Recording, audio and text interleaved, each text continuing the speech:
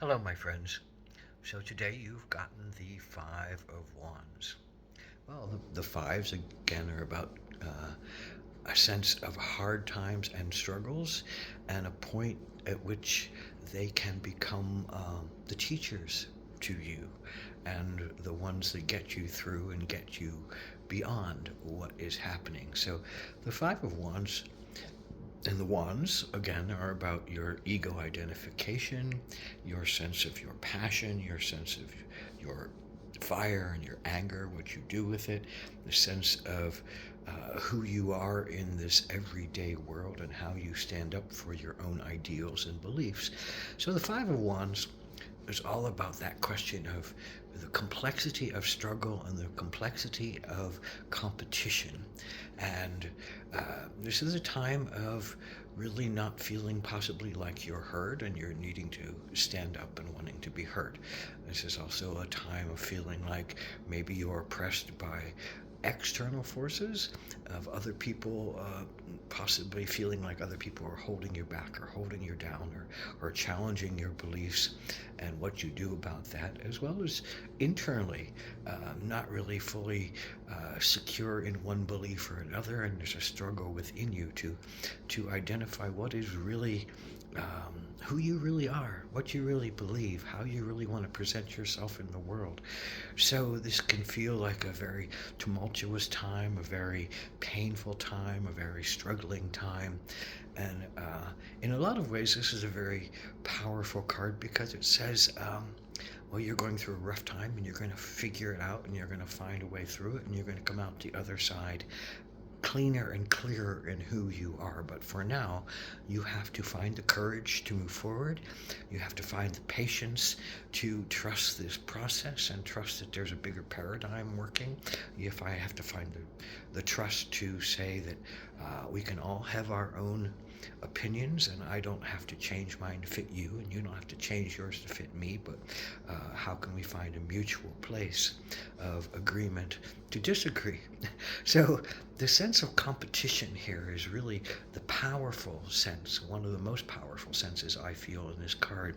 It says if you can come at this with a healthy sense of competition, if you can come at this with a healthy sense of playful rivalry, if you can come at this with a sense of I just liking the adrenaline rush of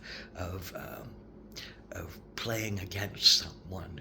There's a healthiness to this, as long as it doesn't turn into a sense of rage and envy and guilt and jealousy and the want to hurt somebody else or to destroy somebody else or to bring somebody else to ruin, or the fear that you have within yourself that that's where you are being led to. It's a lightening of and looking at those old belief patterns that we have inside of ourselves that name us. And this is the identity. This is the third chakra, the willpower, the sense of self. Sometimes this place feels very alone and that everything is against it. Everything is against me. Everything is against me. Life is against me. It's not working as I wish. Challenges are presented because I'm unworthy. My guilt of old things has created a thing, this issue that says, well, I'm guilty and I'm bad, and therefore I don't deserve to have good things and nice things, and don't deserve to have ease and promise. I don't deserve to have love and gratitude. I only have to struggle and fight for my right to be here and my right to have an opinion and my right to have a say in things. So if it gets to that point, those are things we have to look at and work through. And this is a prime card that says, well, you're working through those things. So be gentle on yourself, be easy on others, don't be petty, don't create harsh statements, don't lash out with anger, don't hurt someone out of a sense of feeling hurt yourself, that you can rise above the senses of challenge from others and the senses of needing to believe in your own truth at all costs. Because this is a card that challenges your truth, it challenges your ideals, it challenges your sense of passion, that maybe overlooks others, that maybe isn't able to hear what other people have to say, and find a way to live and let live in the bigger journeys of life. So the Five of Wands is all about those things that challenge us to be who we are, and those life patterns that negate us and negate our abilities, and keep us in inertia and maybe not able to move forward. But this card says keep going, keep working, keep competing without, being in big struggle, and feeling the oppression that needs to lash out. So it's how you use your anger, it's how you use your self-will, it's how you use your definition, it's how you define yourself. And that ego place of self is always one that needs looked at, that says, well, if I'm feeling alone, then what about the higher parts of myself that says, well, I'm not alone. I am communing with people. I am in touch with people. I can learn how to balance my fire and not lash out. I can learn how to be more in my heart and honor that somebody else has a different opinion. I can be more in the understanding that I'm just human, and this is the part of the human path of all beings, to learn how to better negotiate our own struggles and pains, as well as negotiate other people's struggles and pains, because most people don't really want to hurt you. Most people are out to just keep their own sense of self intact. And if we look at it from that bigger point of view, that this is a human condition, then we can find a little more compassion and a little more grace in our being, of how to not make someone else bad in the process of wanting to feel good about ourselves. So how you face your adversities, how you face your struggles, how you face your conflicts, how you use your energy, your quote anger, to make positive and solid change in the world, how you take that out and create something that's beautiful and beneficial from the senses of feeling trapped, confined, oppressed, locked in, shut down, negated, all those things as part of this Five of Wands, of the identity of self, and how you live your vivaciousness in life. Is it a life that you really want to be fighting all the time? Is it a life that you really want to be feeling negated all the time and struggling against something? Is there a better way to see the picture, to own your feelings, but also allow others to own their feelings? Because you need to talk about things, and you need to take a hard look and face up to things, and talk to somebody openly about how you're feeling and what's going on for you, but then listen to them and feel about how they're feeling and what's going on for them, and trying to find a place where you're not alone, but you're in your heart, and you're sharing something with them. And when we can rise into our heart centers, away out of this often selfish sense of being in this world, that we're just this limited being, then we expand into the universal consciousness of love and compassion and joy and connection. And it's the continuously rising and falling of learning how to be our own truest authority in life, and our own truest authority in our sense of selves, holding up with strength what we do believe, but not just giving over everything as the only person that has a right to have the highest belief, or the highest thought, or the highest opinion of themselves, and negating everybody else because you need to be the utmost and the highest. So this is always a challenging place, where the ego is working itself out, and the fire is working itself, and what you do is working itself out, and finding the ways to be less mean, less petty, less controlling, more open, more dynamic, more allowing. It's hard to find the creativity when you're in this place.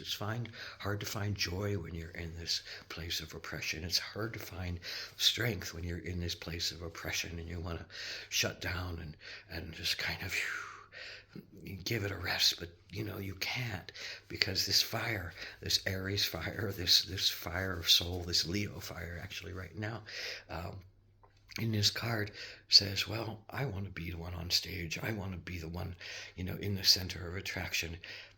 And um, that's something that we have to work through, and not think that we are the only star of the stage. And therefore, the healthy competition is really good. The sense of fair play and rules is very good. The sense of surrender and letting go of someone else who is in pain, maybe putting distance between you, is really good. The sense of stating your opinion, but listening to their opinion and saying, well, you're right to have that, but I have a right to have this, and mutually agreeing, if you can, to separate and allow and have a place to be okay with each other. But if it really goes to that place of, struggle and actual physical violence, and that's a whole nother story, and that's not usually what this card is about. That's more of a sense of other dynamics that are really totally oppressing and really crushing you. And not to say that that's not in this card. Sometimes we need to have the tower collapse and the crushing fall on top of us in order to change our view, change our opinion, work out a whole new structure of understanding that allows us to start new and fresh someplace else, doing something else. But you can't back away, and you can't stop yourself from moving through. This fire energy that is you says, I have to exist.